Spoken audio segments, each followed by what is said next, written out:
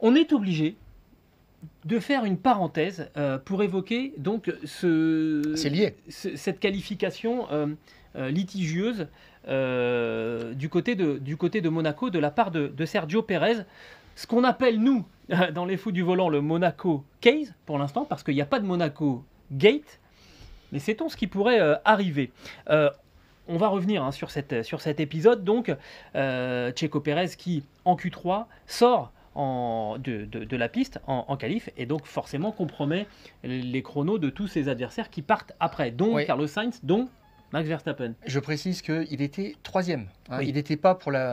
lice pour la pole position, mais il était troisième à cet instant-là. Et c'est ça qui est un petit peu étrange, faire ce calcul-là quand même. Oui, c'est un peu... Sachant qu'il n'y a pas de garantie après de retourner la situation le dimanche et savoir que les Ferrari vont complètement se planter en termes de stratégie. Attends, t'anticipes.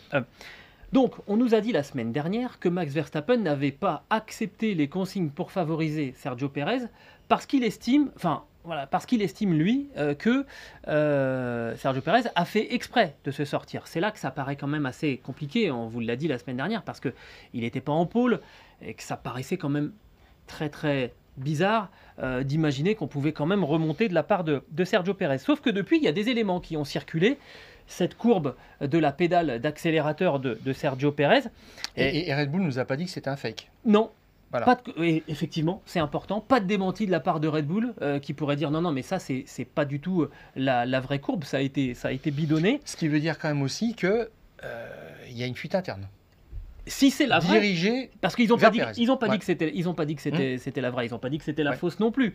Donc, on ne sait pas. Au jour d'aujourd'hui, on ne sait pas vous dire. Nous qui sommes journalistes et c'est pour ça d'ailleurs qu'on vous la publie pas, parce que si on avait la certitude que c'était la bonne courbe, on aurait pu vous la mettre en visuel. On vous la met pas parce qu'on n'est pas sûr que ça soit vraiment la vraie courbe de la pédale d'accélérateur de Sergio Pérez. Et on n'est pas sûr de la source. Voilà. Mais n'empêche que maintenant la question, elle se pose. Et la FIA dit qu'elle attend qu'une équipe porte réclamation pour ouvrir une enquête. Et c'est là que, moi, personnellement, ça me choque.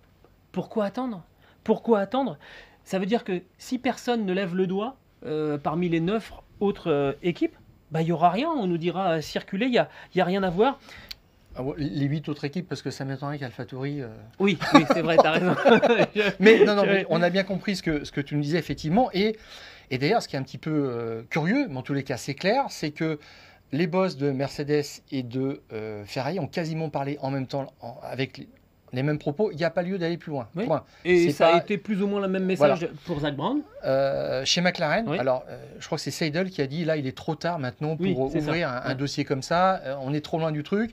Et il a dit en fait s'il faut le faire c'est sur le moment. Rappelez-moi, le Singapore Gate c'était le lendemain ? Je crois pas.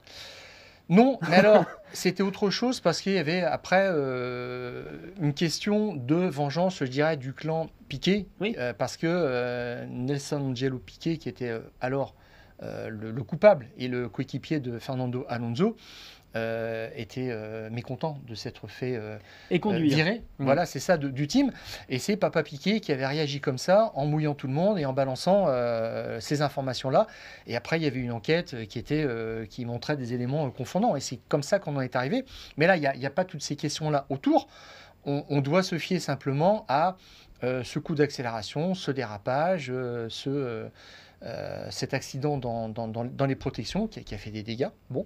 Et comment maintenant, rétrospectivement, je dirais, regarder ça ? C'est vrai que c'est un petit peu tard. Surtout, c'est que ça n'a pas paru suspect sur l'instant. En 2006, quand Michael Schumacher fait son créneau à la Rascasse, parce qu'il n'y a pas d'autre mot, oui. Ça devient tout de suite suspect. Et même dans les radios, de toute façon, on dit qu'est-ce qui se passe. Voilà.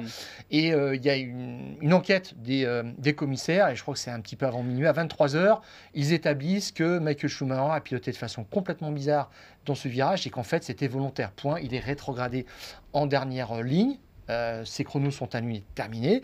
Et puis il y avait un autre cas de figure qui n'a jamais été avéré. Toujours à Monaco. Rosberg, voilà, en 2014, qui s'engouffre dans l'échappatoire au virage numéro 5 dans la descente de Mirabeau.